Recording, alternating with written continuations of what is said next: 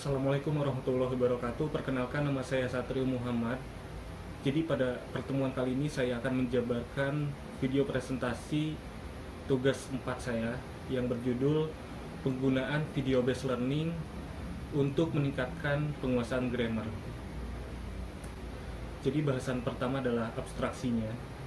Nah, jadi pada penelitian ini kita menggunakan desain penelitian tindak kelas dalam pembelajaran grammar menggunakan video based learning. Nah, jadi teknik penelitian ini juga terbagi dalam 2 siklus. Nah, 2 siklus ini ada dalam 3 tahapan dari spiral interaksi penelitian kelas, yaitu ada loop, ada think, dan act. Nah, jadi data kualitatif dan kuantitatif adalah teknik pengumpulan data yang akan digunakan dalam riset ini. Jadi data yang diperoleh dari pengamatan lapangan situasi kelas selama pembelajaran menggunakan video based learning dan dari skor siswa sebelum dan sesudah penerapan video based learning ini. Nah, skor siswa itu juga kita olah menggunakan program statistika yaitu SPSS 25. Nah, jadi hasil dari penelitian ini akan menjelaskan bahwa jadi teknik video based learning ini bisa mempengaruhi proses pembelajaran siswa dan mempengaruhi juga nilai grammar. Nah, jadi latar belakangnya kita kan selama ini sudah sangat familiar dengan teknologi, dengan penggunaan komputer.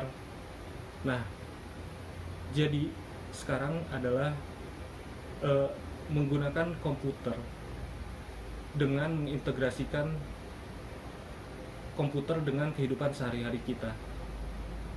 Ya, dalam proses pembelajaran pun bisa. Nah, apalagi sekarang dengan adanya pandemi ini sangat terasa penggunaan komputer, penggunaan teknologi itu sangat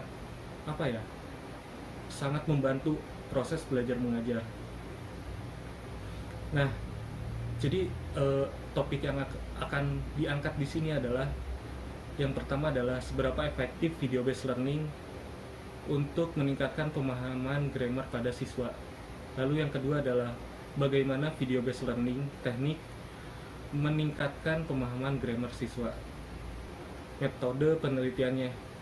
Jadi di sini kita menggunakan tadi yang saya sampaikan di abstraksi adalah menggunakan tindak penelitian kelas sebagai upaya penelitian untuk meningkatkan kemampuan pemahaman grammar siswa baik dalam bentuk tulisan maupun lisan.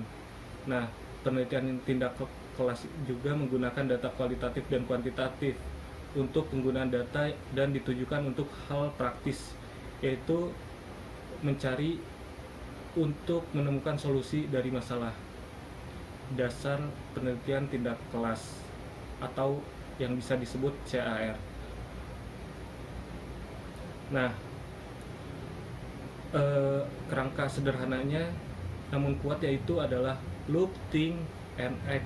Penelitian ini dilakukan dalam 2 siklus dan setiap siklusnya adalah ada tahapan loop, think, and act dilakukan secara berulang-ulang. Nah, jadi untuk menguji ini kita menggunakan bantuan program statistika yaitu program SPSS versi 25. Nah, ini tuh dilakukan untuk melihat perbedaan yang terjadi sebelum dan sesudah penerapan video based learning dalam pengajaran grammar, yaitu Disparate Model T-Test dan The Poll Variance Model Test T-Test digunakan. Nah, jadi rumusannya tuh seperti ini nih. Lalu, nah dari hasilnya itu kita bisa menyimpulkan, nah jadi hasilnya adalah nih, dari diagram 1 dan diagram 2 merupakan hasil dari catatan lapangan selama pertemuan pertama dan kedua di siklus pertama. Nah, hasilnya menunjukkan di pertemuan pertama siswa menunjukkan keterlibatan dalam pembelajaran menggunakan video based learning sebanyak 50% keterlibatan, dan 50% lagi ketidakterlibatan dalam pembelajaran. Selanjutnya di pertemuan kedua ada peningkatan sebesar 55% dan menurunnya angka ketidakterlibatan yaitu 45%. Nah, di siklus kedua ini dipertemukan angka pertama keterlibatan mahasiswa meningkat menjadi 56%, sedangkan angka ketidakterlibatan siswa menurun jadi 44%. Dan di pertemuan kedua siklus kedua menunjukkan bahwa dari sebelumnya 65% angka keterlibatan siswa dan 35% ketidakterlibatan siswa. Nah, selanjutnya hasil tes yang tadi dilakukan selama beberapa siklus kita olah menggunakan program SPSS. Lalu kesimpulan dari hasilnya adalah penilaian penguasaan grammar sebelum penerapan VBL atau Video Based Learning menunjukkan angka 151, sedangkan setelah penerapan penggunaan Video Based Learning dalam pembelajaran dalam 2 siklus terjadi peningkatan nilai dari sebelumnya yaitu menjadi 325 poin. Jadi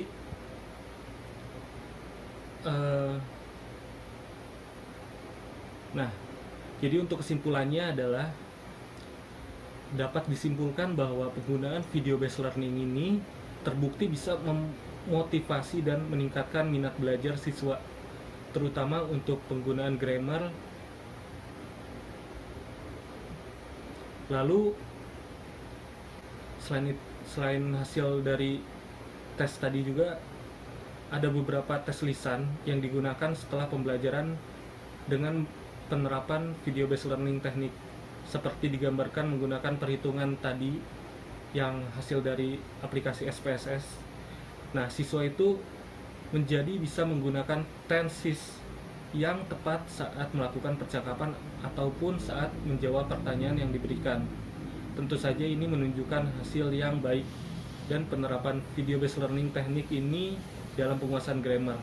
Selain semua kelebihan dan penerapan video based learning teknik ini, tentu saja juga terdapat sisi kekurangannya, yaitu guru juga harus aktif untuk menyeleksi video yang sesuai untuk ditayangkan bagi siswanya. Dan tentu saja ini memerlukan waktu yang sangat lama dalam persiapannya. Nah, untuk selanjutnya tidak menutup kemungkinan penerapan video based learning ini untuk berbagai bidang ilmu lainnya. Apalagi untuk sekarang pada masa pandemik sekarang, video based learning ini terbukti hampir menjadi yang sangat membantu proses belajar mengajar antara guru dan siswa, karena keterbatasan yang tidak bisa ketemu itu, karena kita harus menerapkan social distancing itu sendiri. Nah, dan tentu saja ini memerlukan waktu yang sangat lama dalam persiapannya. Nah, untuk selanjutnya tidak menutup kemungkinan penerapan video based learning ini untuk berbagai bidang ilmu lainnya. Apalagi untuk sekarang pada masa pandemik sekarang, video based learning ini terbukti hampir menjadi